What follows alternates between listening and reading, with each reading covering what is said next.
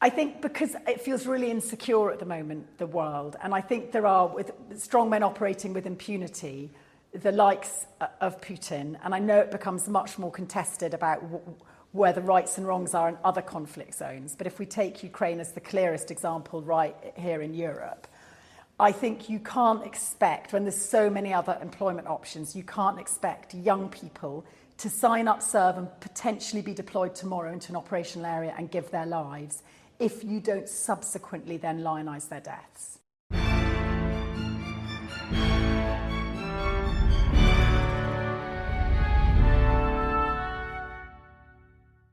Hello and welcome to a live recording of the podcast at the Imperial War Museum. Tessa Dunlop joins to discuss how we memorialise war in the United Kingdom. This episode was recorded live in front of an audience, many of whom were keen to get involved, so you'll hear some of their questions too. So I'll hand you over to me, talking with Tessa and those fine people at the Imperial War Museum.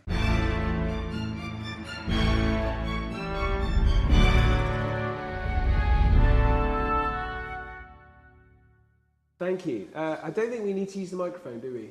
Somebody might have... No. Okay. We've got it there for a backup. Okay. I'm staggered that so many of you have arrived at 10 o'clock in the morning. Yeah, well Thank done. You. Thank you. Thank you. Well, when Chloe told me about the Imperial War Museum's podcast live, the first person I thought was Tessa would be a great person to have here. So very lucky to have Tessa, who's it's early on a Saturday morning. So thank you. But I wanted to start because really Tessa's latest book, Lest We Forget. I'm not sure if any of you are familiar with this, but it's a really interesting book that Tessa has travelled the entire country, all 4 countries within the United Kingdom, to look at how we memorialise war. And so I wanted to sort of drill into a little bit of that with Tessa now. And I guess I wanted to ask you, it sounds like you want to dive in. Yeah, I do. I was just yesterday I was down in Poole, wasn't actually Bournemouth, it was Poole, visiting Grace Taylor, who's 101, and she is one of the very last surviving women who served on a gun site. And she's fascinating in so many ways. I love Grace. She's an absolute trooper. And she also is, one of the outliers at old age. I think there's a tendency that the older they get, the more remarkable they seem, and we judge an entire generation through the lens of these outliers who are to old age what Usain Bolt is to 100 metres. And actually, it's not fair to judge an entire generation on these exceptional few. And if you ask gentrologists, they will say, oh, and by the way, that is the case. If you get over 95, you're compos mentis, embracing life, which you have to be to arrive at over 95. It's a sort of self-fulfilling. They say that you've led a disciplined life, you will retain modest ambition, you will still and always will have been quite an optimistic person. There are certain characteristics that help you get there. So obviously avoiding the big killers is important. So I want to say that Grace is not a standard ATS girl. I don't believe that for any moment. But it's the like of her that for the last 10 years we've been judging all service women and men, if that makes sense. I think it's important to caveat it as someone who does oral history, because I was criticised in quite a brutal way, actually. My first book, Bletchley Girls, why I use too many superlatives. And I thought, well, that's true. Why are all these women? Why do they all seem so exceptional? And I realised, because they are. But that doesn't necessarily mean their entire generation were. But anyway, when I spoke to Grace, just to get to the point, half an hour later, apparently the Hungarian who won the Booker Prize, used really long sentences without full stops, so I feel emboldened. And the point is that Grace didn't, like her generation, none of them looked back or thought about the war. She reckons the first time she, as a woman, started looking back was in the 90s, but it began in the 80s. This World War II kind of remembering that's become such an important part of our historic narrative and our nation's story really kicks off in the 1980s. Despite the fact that, we've had so many films and books written in the immediate aftermath. Yeah, that's true. Very much when we celebrate A Man's War and Bridge Over the River Kwai and all those kind of films in the 1950s, we're shoring up our sense of self in the face of the imperial abyss. But in terms of big national days of remembering, ceremonies, the fallen, monumentation, very few new monuments are built after the Second World War. There's a buy one, get one free, budge along monuments to World War One. You just stick on an extra plaque, and thank goodness fewer men fell. So there's room, to find a space on the respective memorials. But also, it had not worked. It had not stopped a second war. We had this biggest outpouring of public art the nation had ever seen in the wake of World War One, because how else do you fill the void? And within 20 years we're fighting again. And also we'd been blitzed. So there was other, arguably more important things to build at the end of the Second World War. So there's very few. The memorial, I don't know if any of you've been to it, Achnacarry Commando Memorial in Scotland. Has anyone seen it? 1952. That is a very rare example of a new monument to World War II being built in the immediate aftermath, unveiled by none other than the late Queen Mother, of course. Who else would you want to unveil your most important monument? She was very good at that, partly because of her family's personal experience. She was the first royal bride to lay the bouquet, her brother, of course, dying horribly in World War I in 1915, one of the initial grand men from a large family whose body couldn't be returned because the rule had just been introduced. So she unveils it. And that was because the commandos were a new service in World War II. So there was no monument you could tack on that they're remembering to. And it is actually very moving, isn't it, up there? The memorial garden behind the actual statue, which is very alpha male, super 1950s. Have you been there? No. Do you want to say something on your own I've been to podcast? Scotland for a very long time. The model, I suspect it was a model for the comic books, and I don't use that phrase in a trivial way because they were actually remarkably literate. Ian Rankin has a very moving interview in the Times about a week ago about this. That's what generated his love of reading and imagination. It's well worth. What about what is... He grew up on the World War II stories that were the base of so many young boys. Commando comics and things like that. Yeah. It's not the first or last time. It's well worth listening to what he read. No, that's a really good tip. I might do that on my way to Wantage today. But you're quite right. The model is very reminiscent of those action men that all... Boy, the only dolls boys were allowed when I grew up were action men with the scar. Yeah. The statue is very reminiscent of action men and those commander models. It was actually a Scottish sculptor. It was a competition that was run. And it's a very big deal. It's a bit like Bomber Command, much more recently.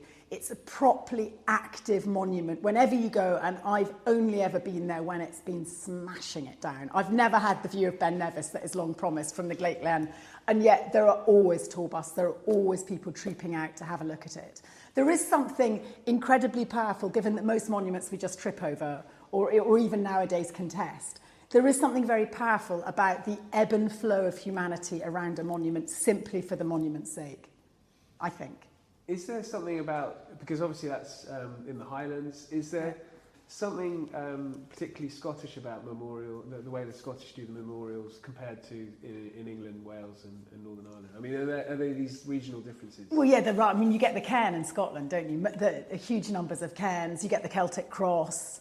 But I don't think that particularly, although, it's gone out of fashion now, isn't it? But ideas of machismo and the Scottish ideas of masculinity, and also it's changed hugely. If you think politically, the great push of the SNP was against Tony Blair's dirty war in Iraq. That kind of untethering of Scotland from its military prowess, and there's a kind of disconnect there, if you like, and also the emasculation of the Black Watch, which has been amalgamated, and all they've got left now is their red hackle. And one of the monuments I included was in Aberfeldy, just over one of Wade's most exquisite. You know, Wade, who basically paved the way up to the Highlands so that the Jacobites could charge down and bludgeon the redcoats.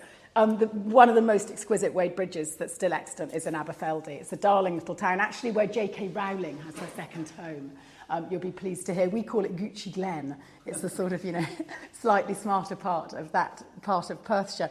But there is this Highland warrior up on the top, kilted, man who is again hugely controversial as to what his identity is. But he's reminiscent of that idea of a Scotsman in a kilt unsheathing his sword and taking the fight to the enemy. Now, is the enemy, is it Farquhar? I can't remember his name. God, I've got Saturday morning.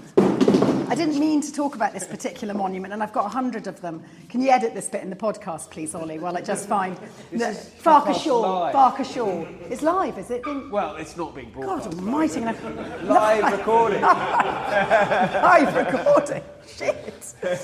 Farquhar Shaw, that's his name, and he goes down, and they think this Black Watch, which has been in this huge, obviously, Scottish pride in the Black Watch, but there is also this obfuscation around their genesis. Were they there to police their own in the Highlands? Passive nod there, silent nod. Yes. You know, that was to quell the clans. You know, Britain had to be fighting together, this new look, united Britain. But anyway, they were so effective that they're summoned down to London, they march all the way down the Black Watch, and then they get panicked because they're not actually introduced to the king, and they panic also that they're going to be sent out to the West Indies, and they not the West Indies, where are they going to be sent? So I think it is the West Indies. They have a panic, and they march back up to Scotland, and Farquhar Shaw is one of those who's executed to make an example. And the argument among more frisky, independent-minded Scots is the individual at the top of this Victorian statue commemorating the Black Watch Regiment is Farquhar Shaw. Those posh boys who I spoke to who served in the Black Watch at officer level say, not a bit of it. You know, they're just a bloody Black Watch soldier, what-ho, you know. Reminder of what we were until we were amalgamated. You know, so it depends who you talk to. And I actually spoke to two brothers, one who does the tourist thing in Aberfeldy and wears a kilt and talks about red squirrels and goes, it's Farquhar Shaw, because it's a romantic story and he was killed by the English. And who's he fighting for? Is he fighting for Britain or again, you know, for Scotland? And then his brother, they don't get on very well, actually. Sorry, Riddle, if you're listening to this. And the other brother who's, you know, been in the Black Watch and feels actually, no, this is a symbol of Scotland's prowess within the Union. And what really interested me is somebody speaking like this who grew up in Scotland, so I understand the complexity to Scottish identity, was the different ways in which Scotland and Wales have remembered their fighting and what heroes have been allowed to have a rebirth. And William Wallace is perhaps the finest example. And you see, once Scotland gets confident within the Union, so initially, you're great, the ones you absolutely love, Nelson and Wellington, they're pillars all over Britain. This is the great age, we've beaten the French, Scotland, Britain as a united entity is going to remind ourselves internally of the greatness of being united. And so you get equivalent monumentation to Wellington and Nelson, who are really Anglo-Irish at best, Wellington, and Nelson certainly 100% English, probably never went to Scotland, yet some of the earliest monuments to both men are up in Scotland. And then within about 50 years, you get the Great Wallace Monument, you know, looking over Stirling, you get these rememberings of Bannockburn. William Wallace really studs most of Scotland by the end of the Victorian period. But it's not an aggressive idea of William Wallace. It's a kind of, he's had his teeth slightly pulled, and some of the original designs for the Wallace Monument with the lion, you know, slaying lion and stuff were seen as too violently anti-English. And one of the platforms within the Wallace Monument, you have to pay a fortune to go up there. Debates out whether it's worth it, says the Scot Nat who took me up to the top. I followed his Macduff tart and he said the whole thing should be about William Wallace. And they've given over this platform, he said, this platform just to other heroes, diluting his story. And then that was a deliberate thing in Victorian Britain, that you can't have something too anti-English. You can celebrate Scottishness and this great hero, this great underdog, but you can't do it too overtly. This changes, of course, and the narrative's changed massively. So if you see Owen Glendower, who's a recent incarnation in Corwin in North Wales, he properly looks like he's going to murder you when you go round the roundabout. It's probably what they wanted to do, to be honest, because I got lost. Anyway, in Corwin. But so there is, you know, different times deliver different ways of remembering. But also, England isn't allowed those heroes like Edward I. He's arguably the most effective warrior when it comes to squashing the Celtic fringes of Britain. But you couldn't have a massive great tower to Longshanks, because it wouldn't be good for internal relations with Wales and Scotland. Well, even internally in England, I mean, what he did to them on Forteans, so... Yeah, I think we could overlook that. I think but they have a great time as well English, in you can Evesham. overlook it, Yeah, I think so. But Scotland, I found it really interesting that the Battle of Flodden, their memorial, their museum is in a telephone box, because it's literally in a because it's a sort of feeling of not embarrassment, but for England to overstate that case, the last king in Britain to die, it wasn't Britain at the time, of course, was a Scotsman slain in a ditch. Whereas if you go to Bannockburn, whoa! Robert the Bruce is up there on a massive horse, unveiled by the late Queen. Lord Elgin, who provided the land, or was he an earl?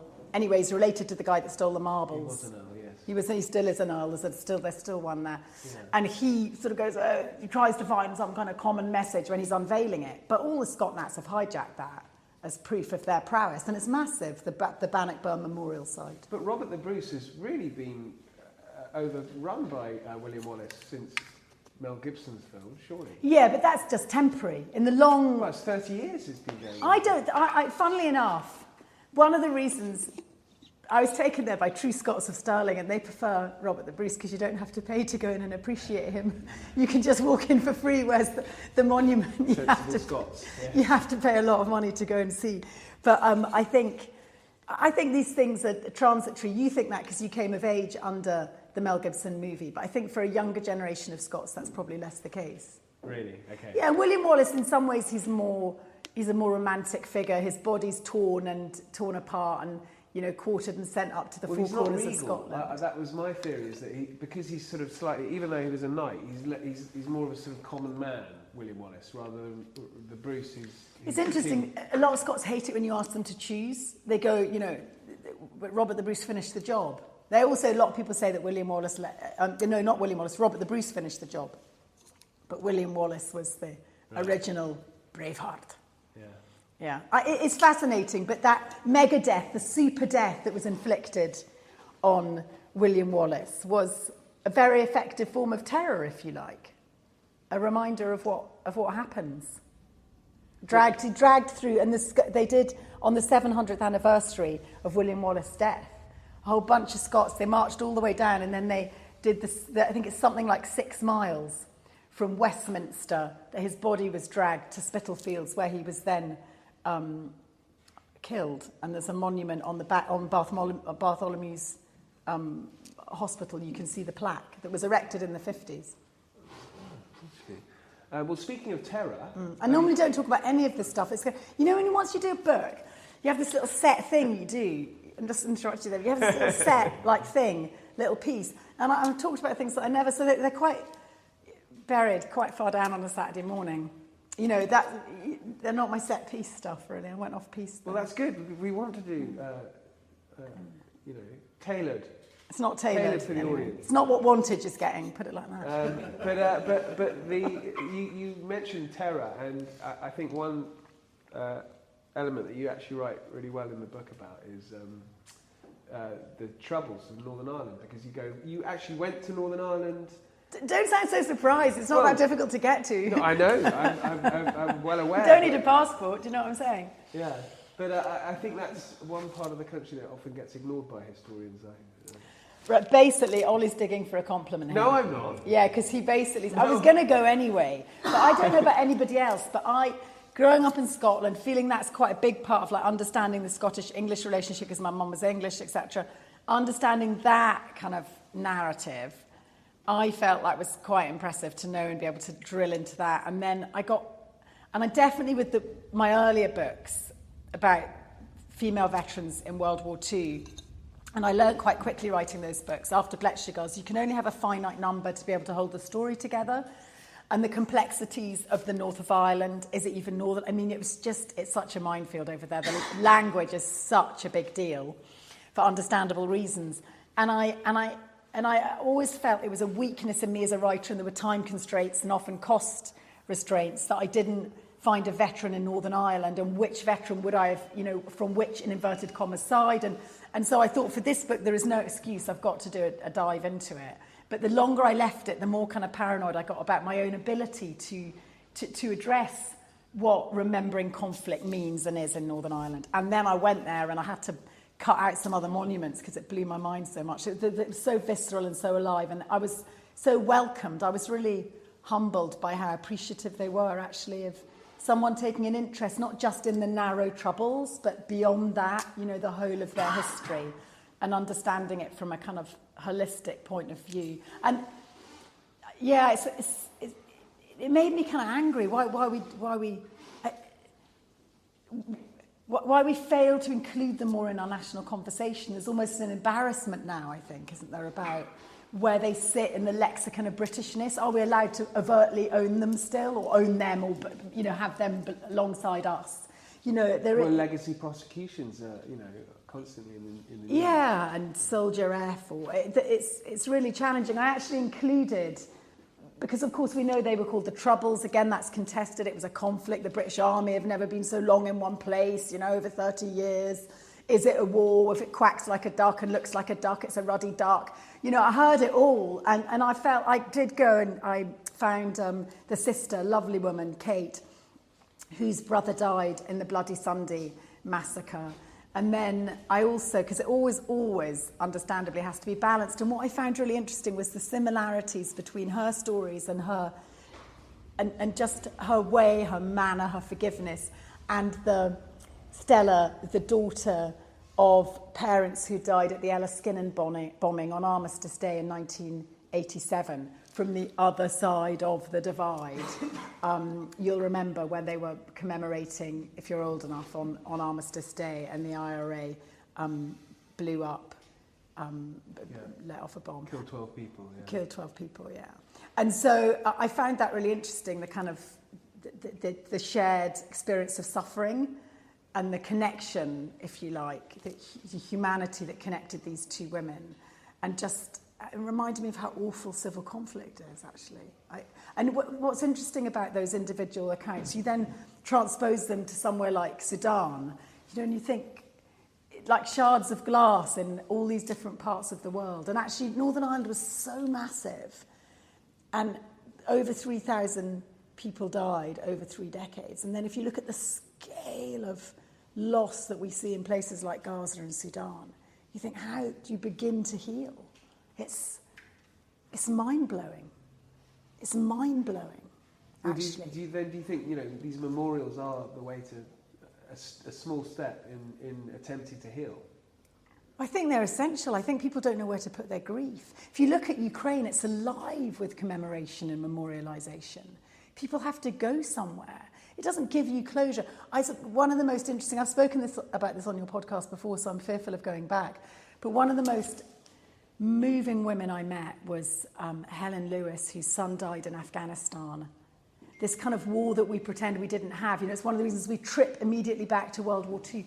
Even, dare I say it, the Imperial War Museum isn't great at knowing how to handle wars. They're okay at the Korean War, but how to handle the wartime narrative of our more recent contested wars. And it doesn't draw in the footfall, like World War II, In It Together, Make Do and Mend, Mummy Making Jam. It's more contested, it's much harder. And when I spoke, and so if you think, how then is it for a woman whose son died in that conflict, or whose daughter died? How is it for the hundreds, in fact thousands probably, of parents and family members who lost individuals in Afghanistan? And she was absolutely fascinating about the power of memorialisation in the wake of her son's death. Just the letter that you don't have to do this, but it's strongly recommended by the Ministry of Defence that if you're going on operational duty, you write letters in case you don't come home. And he did. And she said she found that letter an incredible balm, and she dug it back out for me, actually, to reread it, which I knew was painful for her. Mum, don't be angry at the army, don't be angry at Afghanistan, don't be angry at the government. This was my choice. I chose to do this.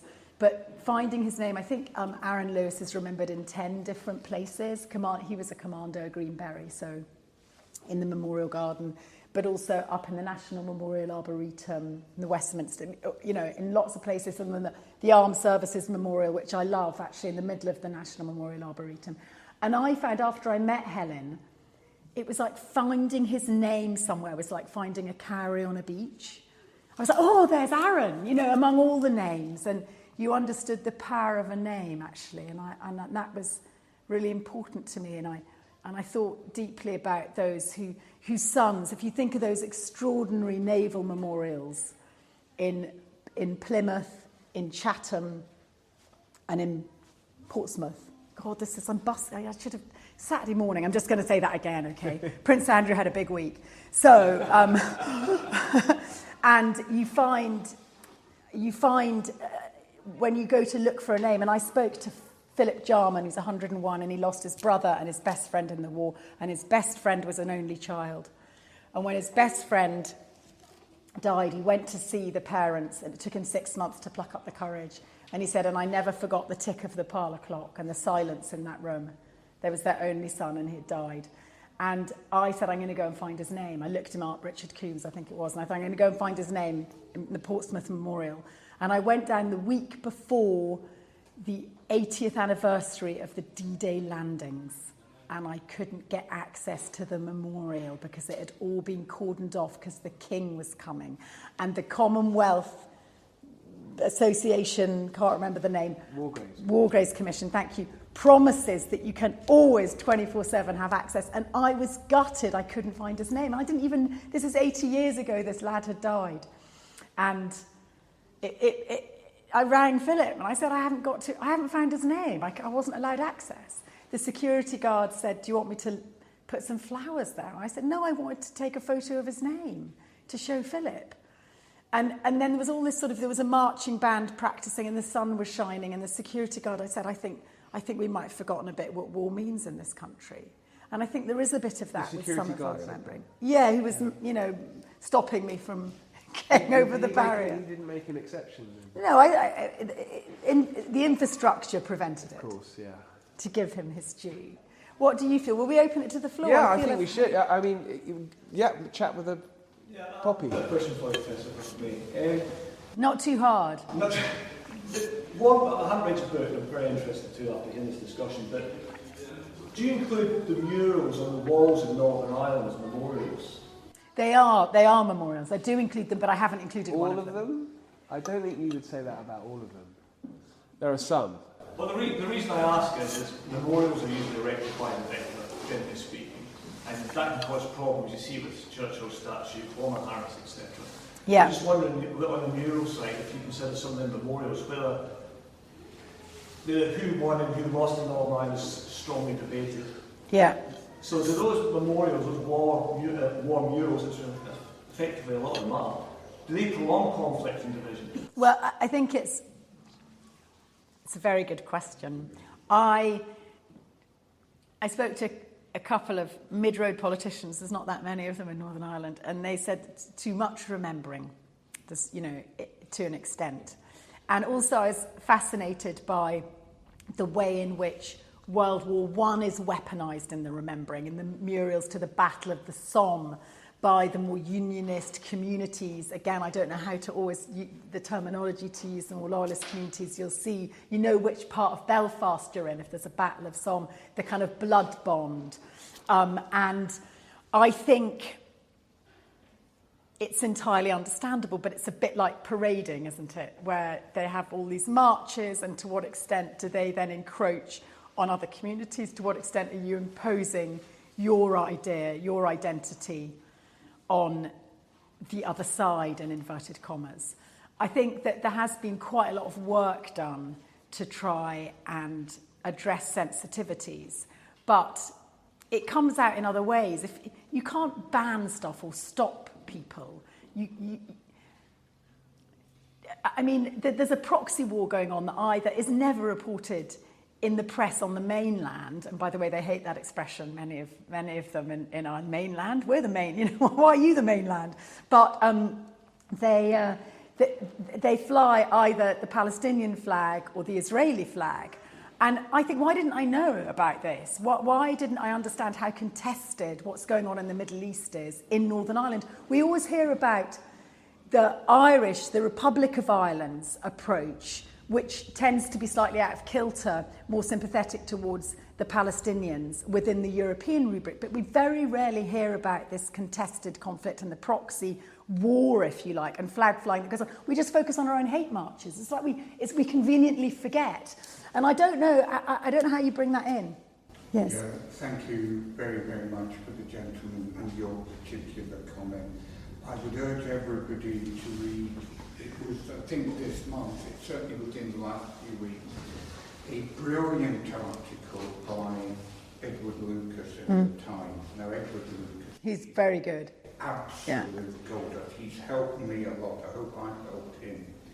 He writes about his visit about a year ago to Belfast, and he makes precisely the point about the two flags.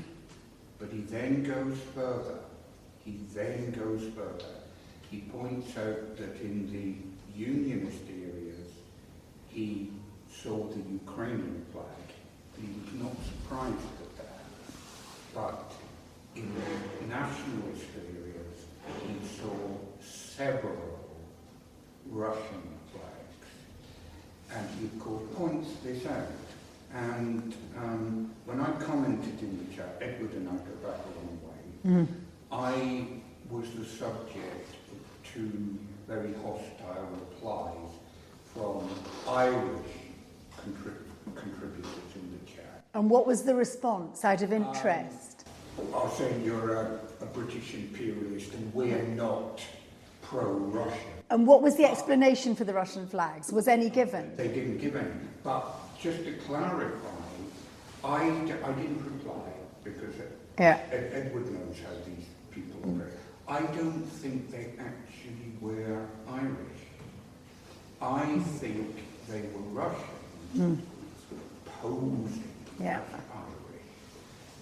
Take a look at a lot of the postings when Ireland comes up, particularly in the current context, and that is not. That's but it's really because that's the proxy war, and you go for any country's Achilles heel, you pick away at their frayed edges, and Northern Ireland, doesn't take a genius to work out that it's a frozen conflict. And I was very aware when doing interviews, and Ollie, you're writing a book, aren't you, at the moment, about the history of the conflict, that you've got to tread very carefully. So if you go in posing as one side or another, deliberately clumsy language and terminology, triggering left, right and centre. We saw the violence of the riots, conveniently in inverted commas, targeting poor old Roma because no one's ever going to stick up for them, to be reminded that that level of kind of violence is very, very near the surface over there still.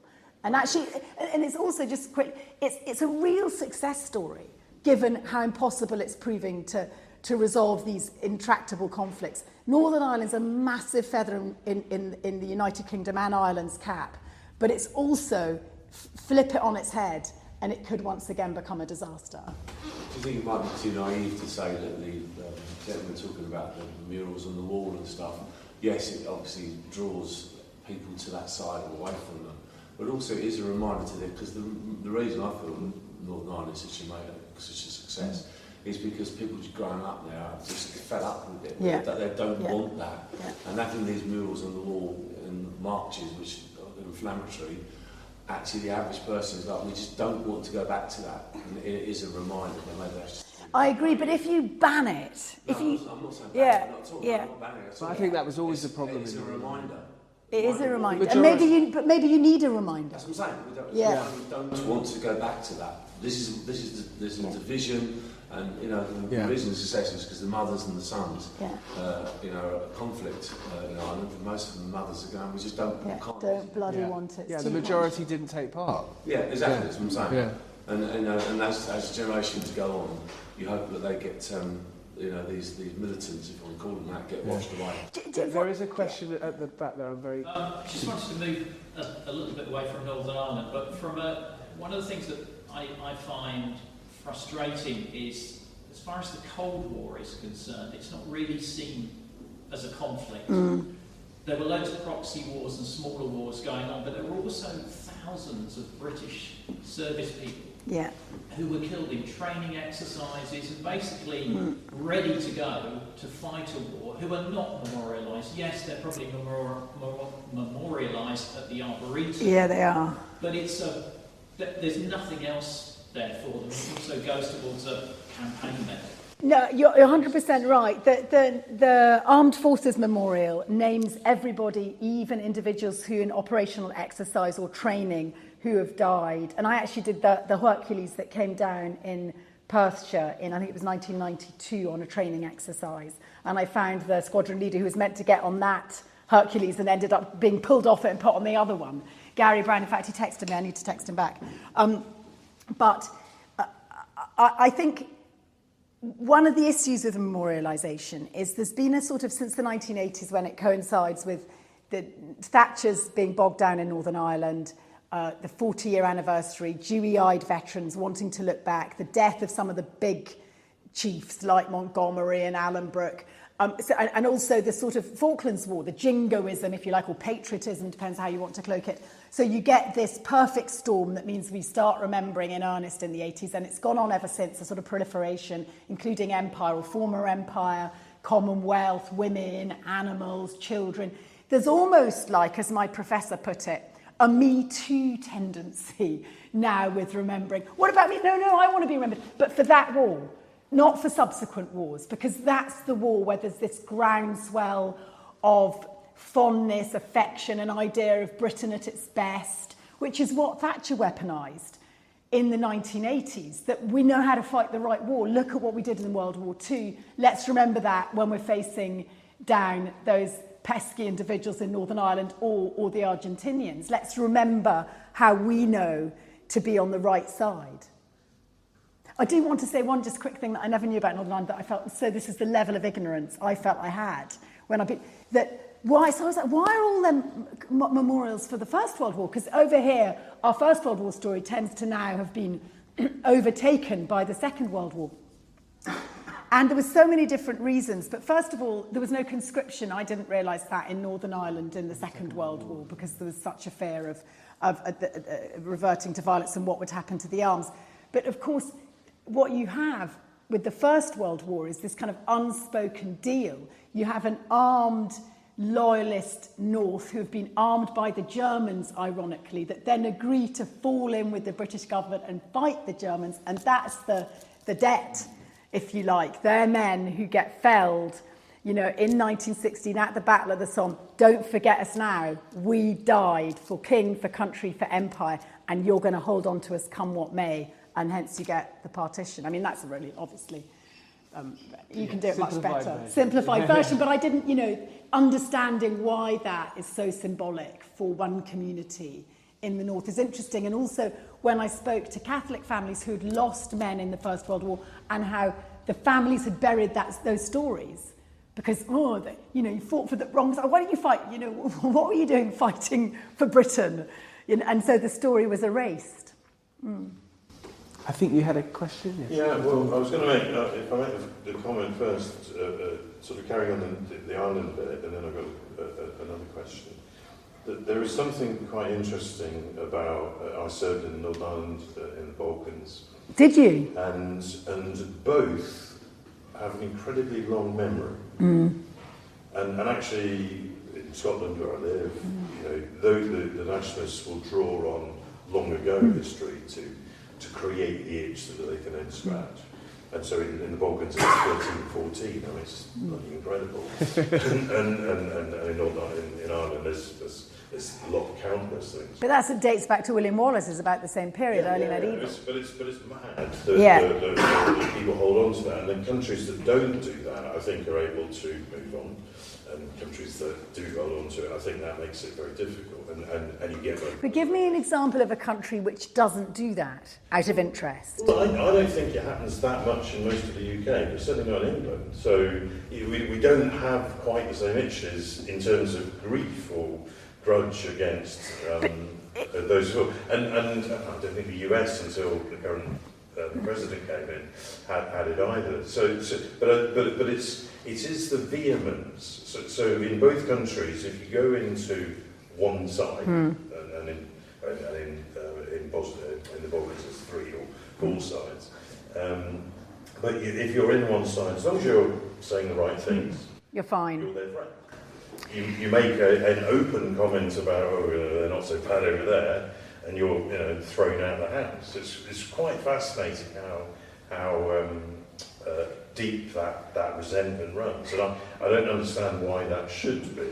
Is that an underdog thing though? You mentioned England, I think, or Britain, did you say, didn't have an itch, and America, but if you look at the American Anglo-dominant nature of geopolitics over the last few hundred years, we've no reason really to itch relative to the Balkans or Northern Ireland. Do you see? I don't think. Do you think it's that there's a propensity for certain nations to remember more, or is it their disposition under the heel of another? Feeling subjugated. I think you're right. It's those who've had it.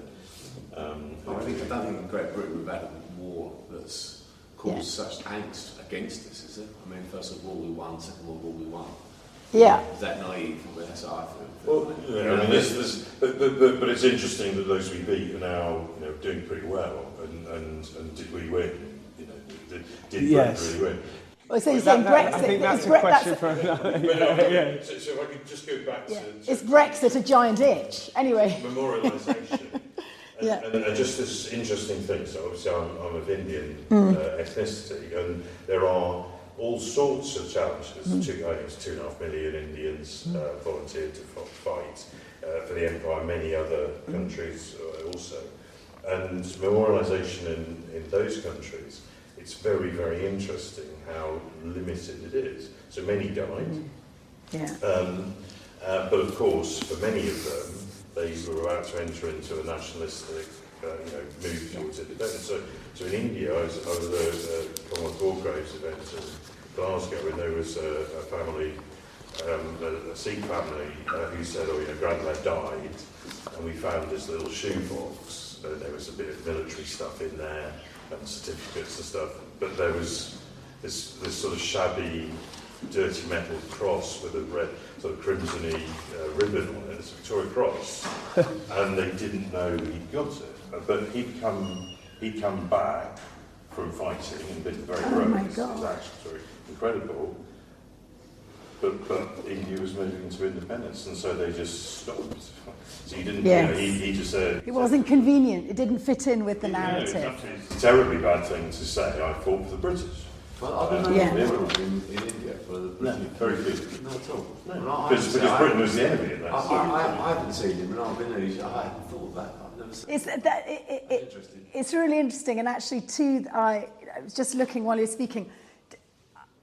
2 of the most moving visits I made were to the ways in which, because do you remember there was the furore between Nigel Farage and Jeremy Hunt about remembering, and Jeremy Hunt said there was going to be the last Conservative budget, he said, I'm going to give £1 million to a Muslim war memorial. This was just after the outbreak of the most recent Gaza-Israel conflict.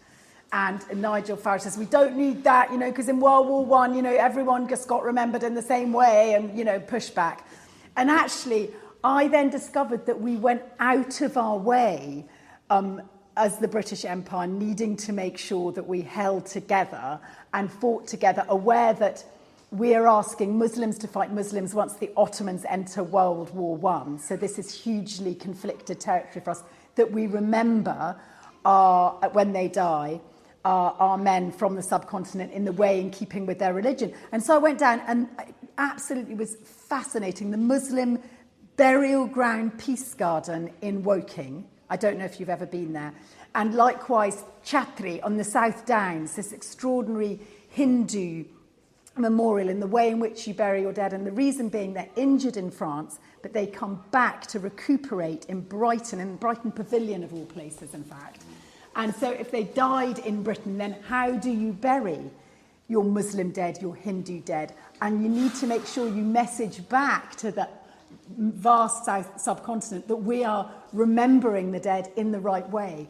And so there is quite extensive research, and then, is it performative? But certainly there is a performance around the burial and the maintenance of their graves. They then fall into disrepair, incidentally, in Woking in the sort of 70s and so forth, and they were then redone and reopened by Prince Edward quite recently, the burial ground in Woking. It was really interesting, and a Muslim guy who travelled all the way out and found one of the ancestors, and he'd got a new stone engraved. It was very moving. Is that stuff still there? Yeah, absolutely, Chatri. Yeah, it's called the Chatri Monument, yeah. And you can look from it, you've got an amazing view of Brighton. Yeah, and it was opened by the Prince of Wales at the time. Yeah, it was a really big deal. And there is a major grave in Flanders for the Indian Army there. Yeah, but you're right, so remembered outside their own country, fulfilling our narrative of trying to show that we're inclusive and diverse and honouring the many different peoples within the empire, which of course most of the time we didn't. But yeah. There was just one question I think you had, yes. Yes, I'm going to take the conversation a bit more broad in general. So this past week I've been ostracised for wearing poppy at work. I work with a lot of young people, and we were talking about the importance of remembering, and they argued, why should I do that publicly? Why can't I just remember in my own mind, and why do I have to wear a poppy? Why do I have to remember these things, the death and the war and everything that happened before? And I had no answer. So I'm asking you now, why do we have to remember publicly? Well, that's interesting, because I went on Newsnight this week, and so we're on Saturday now, and it's the 1st of November, and this was at the beginning of this week, so about 6 days ago, so late October, and we were all given a poppy, and I said, but I think it's too early to wear a poppy. This is performative poppy wearing, and I feel you're projecting this onto me. So the first time I went on Monday, I didn't wear a poppy, and I was the only one not wearing a poppy. I thought, God, I write books about commemoration. I'm not wearing a poppy. And then 4 days later, because the Andrew story was still rolling on, one was feeling particularly patriotic, we were all offered a poppy again. And I felt obliged then the second time to wear the poppy. I wouldn't normally wear a poppy until this week, so it's the timing around it too. But also that idea that as state broadcasters, or somehow that we are messaging to the rest of the population that now is the time when we wear a poppy, and also what wars are we remembering, who are we remembering.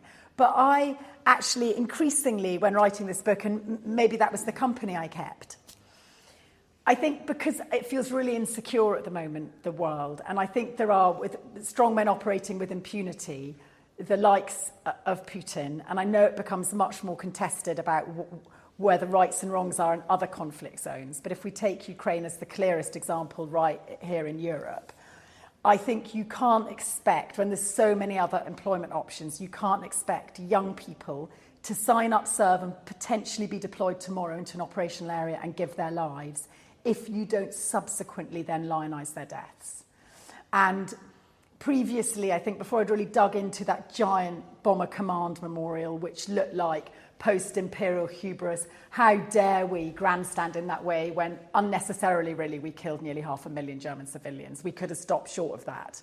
And I think there was a queasiness in cabinet from 1944. But when I went to that monument and saw it act almost as a recruiting ground, you know, that young men are inspired by it, that people look to it, and women look to it, as a reason for feeling proud, for wanting to serve. I think you probably have to hold on to that if you want to maintain military service and military personnel, and in peace times you want to be able to do that. You've got to be able to lionise your dead, especially when many recent conflicts are conflicted.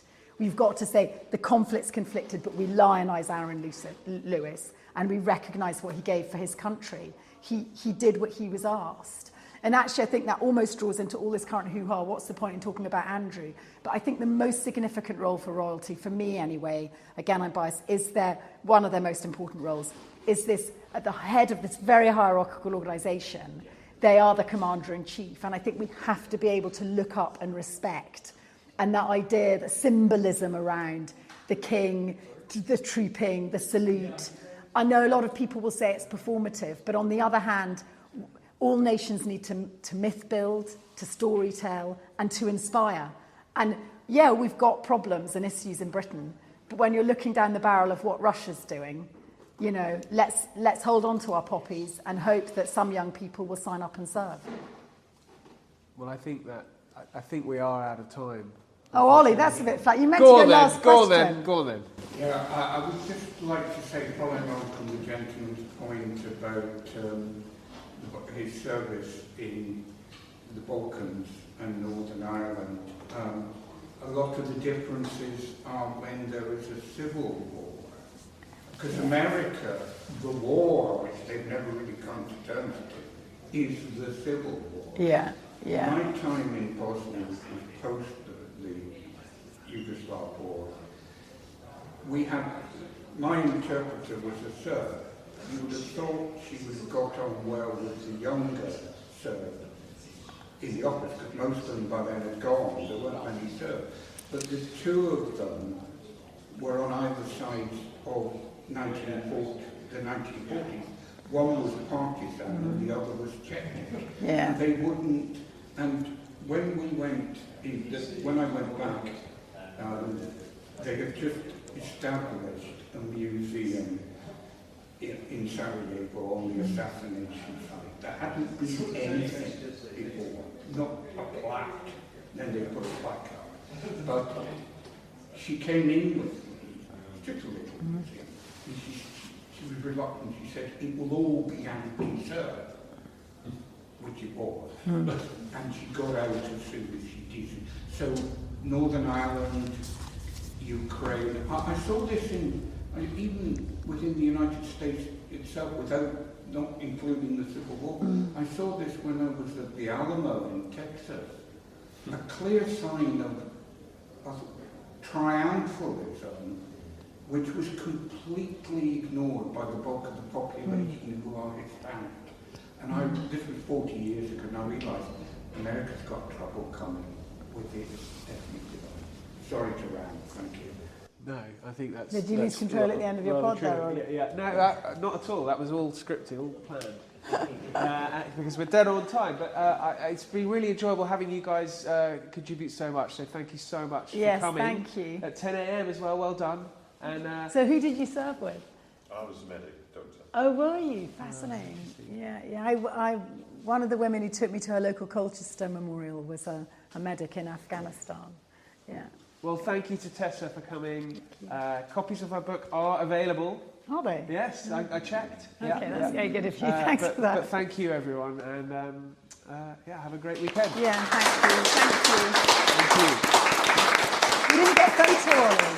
Yes. Thanks so much for listening. Links are in the show notes. Please share with friends and family, and if you want to get in touch, you can through X or email history@aspectsofhistory.com. But until then, thank you and good night.